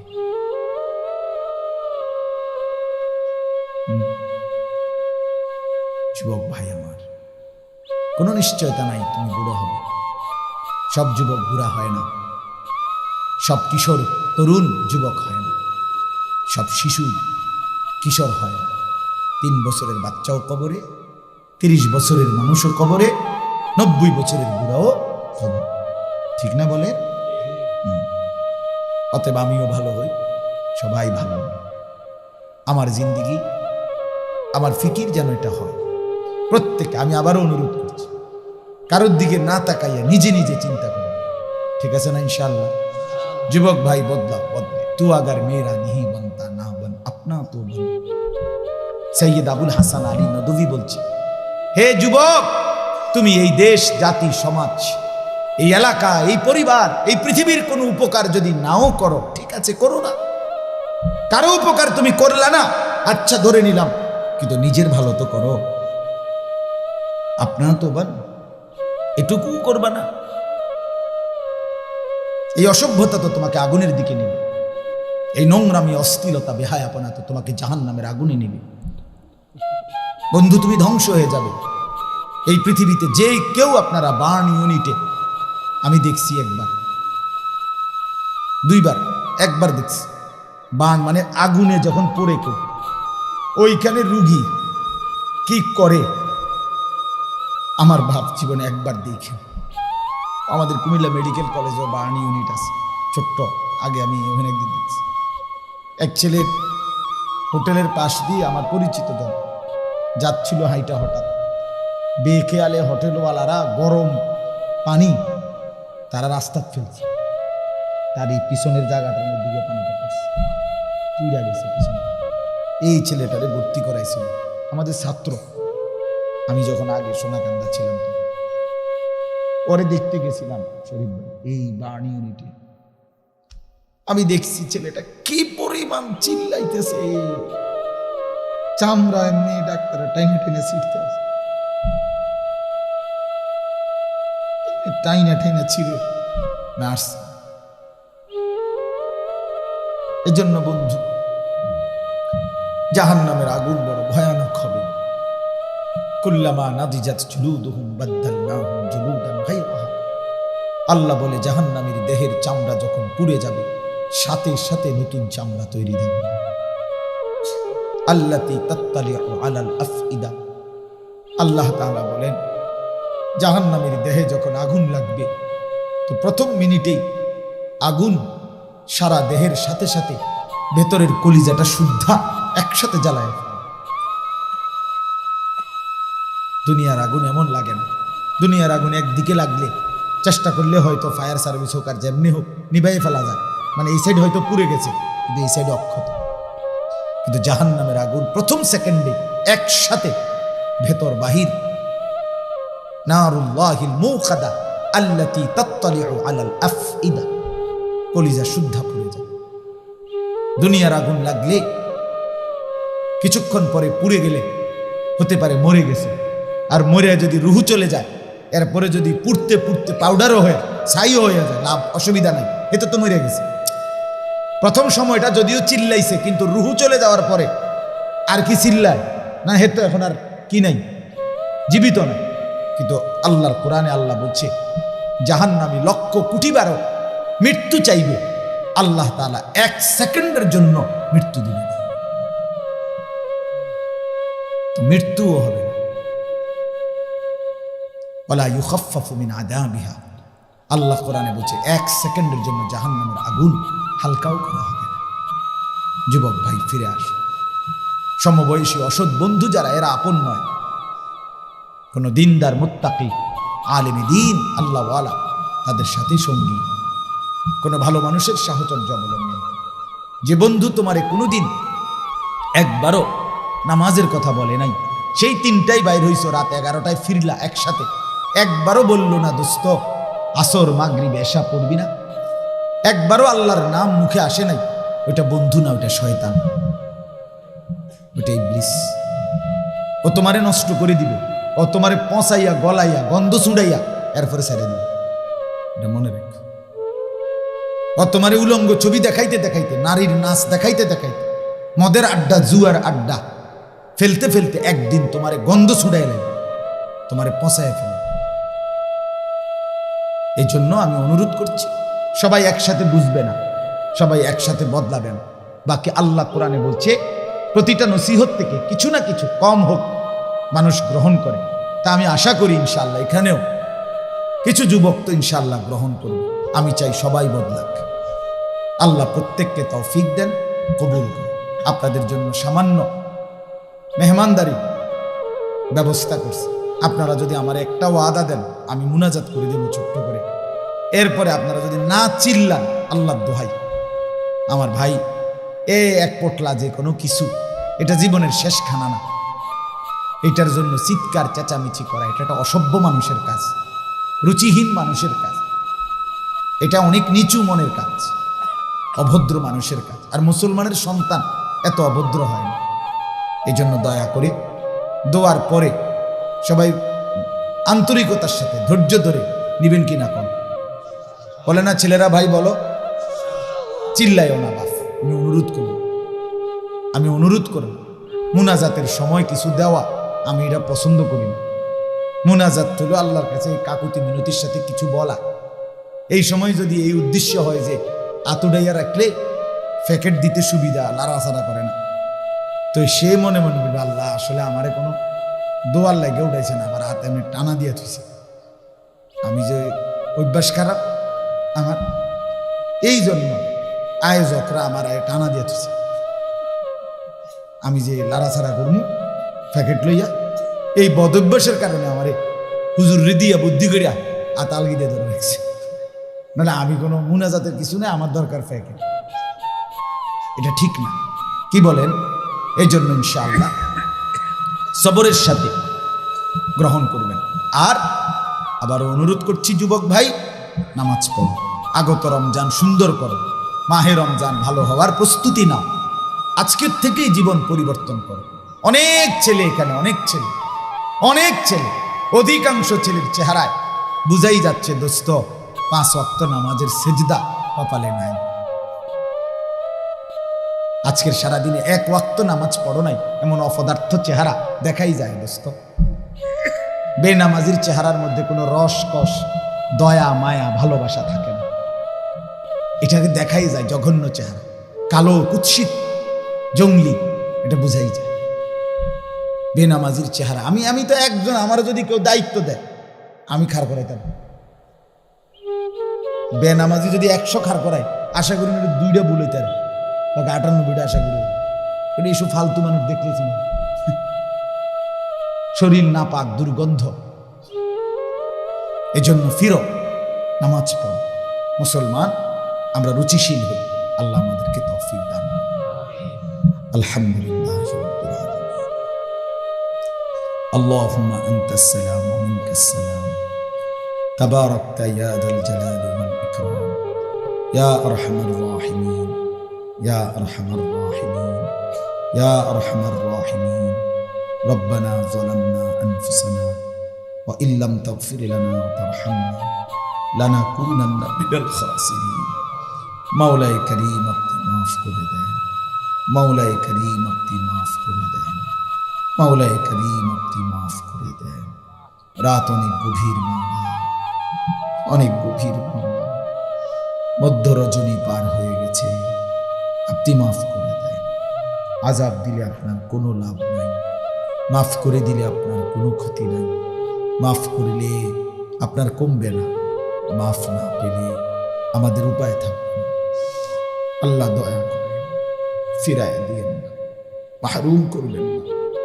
অল্প কয়েকজন আপনি দেখছেন না, কত মানুষই তো ঘুমায় গেছে, আমরা যে ঘুমাই নাই, আমরা আপনার জন্যই বসেছি মাওলা। আপনার কথাই শুনতেছিলাম, আপনার নবীর কথাই শুনতেছিলাম, আখিরাতের কথাই ভাবতেছিলাম, কবরকেই ভয় করছিলাম, মৃত্যু পরবর্তী জিন্দেগি নিয়ে কথা বলছিলাম, শুনতেছিলাম। আল্লাহ মাফ করে দেন, দয়া করেন, রহম করেন। আপনি রহমান, আপনি রাহিম, আপনি গফফার, আপনি গফুর। আল্লাহ আপনি দয়া করেন, মেহেরবানি করেন, ইজ্জত দেন, আফিয়ত দেন, তাকওয়া দেন, তাহারাত দেন। সমস্ত কবরবাসীদেরকে মাফ করে দেন, কিয়ামত পর্যন্ত কবরের আযাব মাফ করে দেন। এই এলাকার আশপাশের সমস্ত কবরবাসীদেরকে মাফ করে দেন। আমাদের প্রত্যেকের বংশধর কবরবাসীদেরকে মাফ করে দেন। আল্লাহ আমরা যারা বেঁচে আছি আমাদের জীবন সুন্দর করে দেন, আখলাক সুন্দর করে দেন। আল্লাহ এই যুবকগুলোকে বদলে দেন, আল্লাহ বদলে দেন। আল্লাহ ক্ষণিকের জন্য হলেও কবুল করেন, মাহফিল কবুল করেন। আল্লাহ নওজোয়ানদের এই আয়োজনে আপনি বরকত দান করেন, মহল্লাবাসীর এই ইন্তজামে আপনি বরকত দান করেন। যে যেভাবে অংশগ্রহণ করেছে উত্তম বিনিময় দান করেন। মাহে রমজান পর্যন্ত হায়াত ভিক্ষা দেন। এই মাওলা এত কাছে এনে বঞ্চিত করিয়েন না,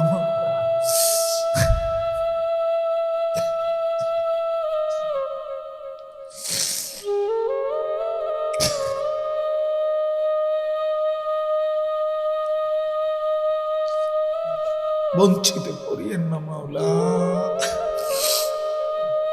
রমজান পর্যন্ত হায়াত দিয়েন মাওলা, মাহে রমজান দেখায়েন মাওলা। আপনার ঘর জিয়ারতের তৌফিক দান করুন, ইতিকাফ করার তৌফিক, রমজানকে কদর করবার তৌফিক দান করে, হায়াতের কদর দান করে, জীবনের কদর করবার তৌফিক, এই জীবনের সময়ের কদর করবার তৌফিক দান করে। আমার বাবা চাচা মুরব্বীদেরকে আরো বেশি নেক আমলের তৌফিক দান করে। আল্লাহ প্রত্যেকের পেরেশানি, যার যত নেক মাকসাদ পূরণ করে দেন। অসুস্থ বিমারি যারা শিফা করে দেন, কামাই রুজিতে হালাল বরকত দান করেন। প্রবাসীদেরকে আল্লাহ সহি সালামতে নিরাপদে রাখেন। রব্বির হামহুমা কামা রব্বায়ানি সগীরা। সুবহান রাব্বিকা রব্বিল ইজ্জাতি আম্মা ইয়াসিফুন, সালামুন আলাল মুরসালিন, আলহামদুলিল্লাহি রাব্বিল আলামিন।